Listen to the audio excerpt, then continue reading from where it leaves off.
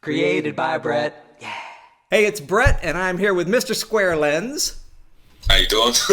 I'm here. Cool. And we're going to talk about how he makes a video. In particular, we're going to talk about how he made your Roast Yourself challenge. Yeah. Ryan Higa started the Roast Yourself challenge, so that... Anyways, it's a challenge where you roast yourself, and it's kind of funny. And Yeah, Mr. Squarelens made a very cool video about it that Ryan Higa himself retweeted and promoted. It's very cool. So let's see. So obviously you saw Ryan Higa's Roast Yourself challenge, and then how did you come up with the idea for yours? Because it's a takeoff on what the most interesting man in the world, right? Yeah, definitely. Yeah, for sure. Yeah. So how did you come up with that idea? Why did you choose that instead of a rap or instead of any other approach? Or was it just a great idea and you just came up with it? Just to get all the facts straight, he didn't actually retweet, but he definitely liked the comment, and he follows me on Twitter. That's just all the facts, 100%. And Okay. so what happened was, so I always kind of wanted to do the most interesting man in the world. I always knew, in one of my videos, I would sort of have that take on that particular video, and then when I saw the Roast Yourself challenge, and now that I look back, I'm like, I almost didn't do it. I almost didn't do the video, and then I was like, wow, what, I'm doing this, and then it turned out way better than I thought. So what happened was, I always kind of wanted to sort of have that theme of the most interesting man in the world, and since that challenge came along, I thought most interesting man in the world theme, perfect. so lamest YouTuber in the world, so I was like, let's do it. So I was like, let's go. And that's cool. Now, I like it. It's I loved it. I do it. Yeah. It's a great video. Did you look back at your videos to come up with the jokes, or did you come up with the jokes and then how did that work? Because you would make a joke and then show an example from one of your videos. Oh yeah, the thing is and believe it or not, even though there's 41 videos I think on the channel now, I remember every single one of them. I don't know.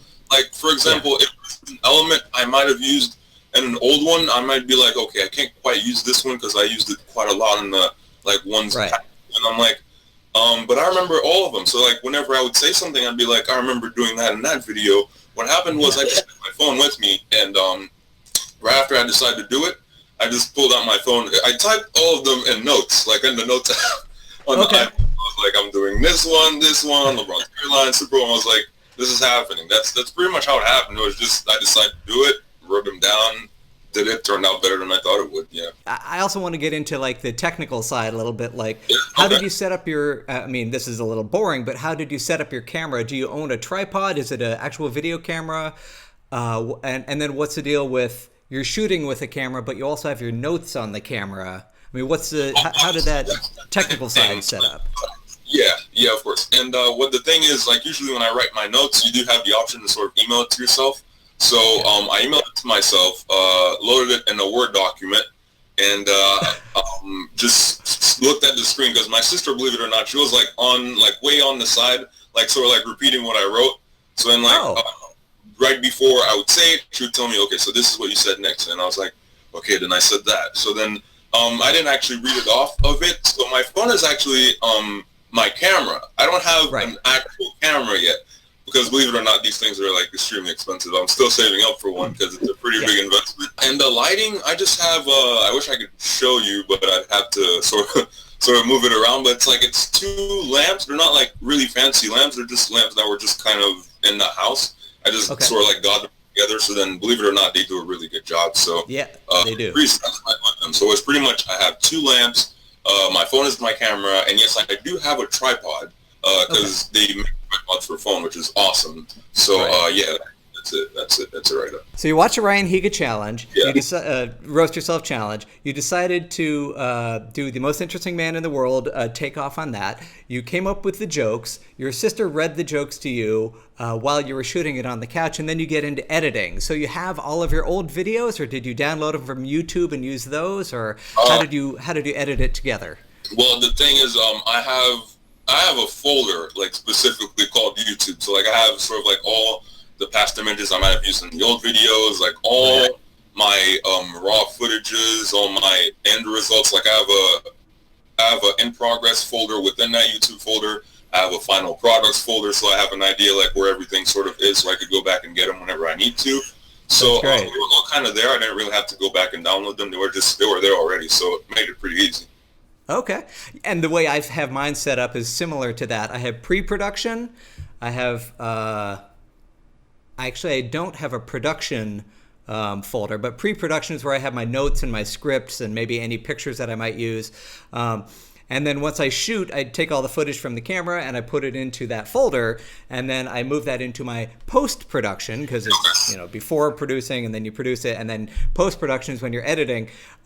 So then that's when I like go and find photographs and other stuff from like Wikipedia that I might need for videos, and then so that's all in my post-production folder, and then I save it, and then once I upload it, then I put it into a finished videos folder, and I have one per month because I've already taken up, you know, more memory than my computer has, so I had to get a external hard drive to save everything onto. So that's my process. It's very similar to yours. That's cool.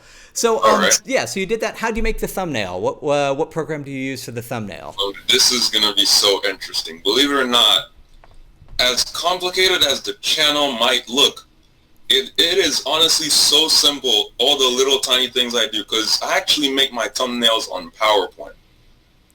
PowerPoint? PowerPoint. So what I do is I just, you wouldn't believe the things you could do on there.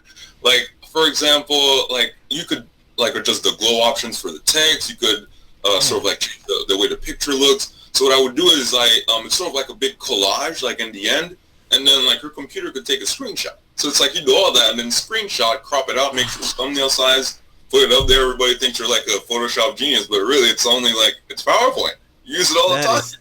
That is fantastic. Yeah, that's great. Yeah. That's so great, man. Since I use Adobe Premiere to edit my videos, I also have Adobe Photoshop, and so that's what I make mine in. But yeah, yours works great, man. Oh, what software do you use to edit with? To edit with, believe it or not, it's a software. It's not like a very well-known one either. It's called Wondershare Filmora. It's not one of the like most known ones, but that software, if you know how to really use it, you could get a lot out of it. Like I've gotten way more out of it than I actually should have, but it's been doing the job. So I mean, I have no complaint. Good. In your last video, you even put in explosions and smoke.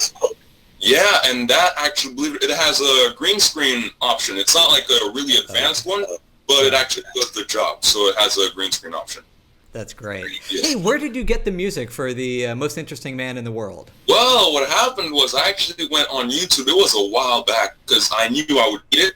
So I saved it on my computer. I think I just typed Most Interesting Man in the World, like background music or song or something like that, and then it just came up. So I was like, that's it. That's the one. And I was like, I'm saving this because I'll probably need it, and I did need it for the challenge. So yes, that's how it is. Yeah. Oh, that's great. When you upload, title, description, and tags are how videos get found. If you leave tags off of it, a lot of people leave tags off, new YouTubers especially, and then their videos don't get found and they don't know why. So how did you choose the title, description, and tags that you used? Well, the thing, so I watch Ryan Higa a lot, so I pretty much know like all his channels. So what I did was, obviously, Roast Yourself Challenge was one of the tags, and I sort of released my video like 13 hours after he made his. So there weren't really that many challenges out there yet. So like when people would type Roast Yourself Challenge, mine was like 7th on the list or something. Like I would research myself to sort of find it, and I'm like, hey, here I am. So then it was pretty cool. That's great. I tagged Higa because that's his channel name. Then I tagged Ryan Higa because that's his actual name. Because you could write like a bunch of tags, and the more you could write, the better, because the more chances of your video being found and all that. So then what it was I tagged, so Higa, Ryan Higa, Roast Yourself Challenge. I even actually put Roast Yourself Challenge reaction, because I know some people are going to react to just the challenge in general. And tagged Higa TV, because that's one of his channel. Tagged Teehee Time, because he has something called Teehee Time. And it's just a bunch of them. So like the fact that I feel like a lot of views that it got definitely happened because of these tags. Because that's I think so. It's pretty necessary. And you said you uploaded it 13 hours after he uploaded his. Now, I made a video too, and I think mine was probably up 24 hours after his, and mine hasn't got nearly the number of views that yours has. So I think you and I can agree that uploading your video early is a huge benefit. Definitely, because if I'm positive if the challenge had happened and I waited till like maybe a week later, there is no way it would have gotten that much traction, like that much lift like that it got. Because what happened was I was pretty excited about this. Like when it was first starting to get views, I was like, this might actually be sort of kind of big, because I sort of caught it right as it was about to take off. So I still had my video. I had my video like right when his video had like 1.5 million views, and he definitely gets like way more than that per video. I'm like, this might actually go a little bit big. So and I was like, this might actually be cool, and it was. Did you do any additional advertising or promotion for it, like on Twitter or Facebook or Twitter or anywhere?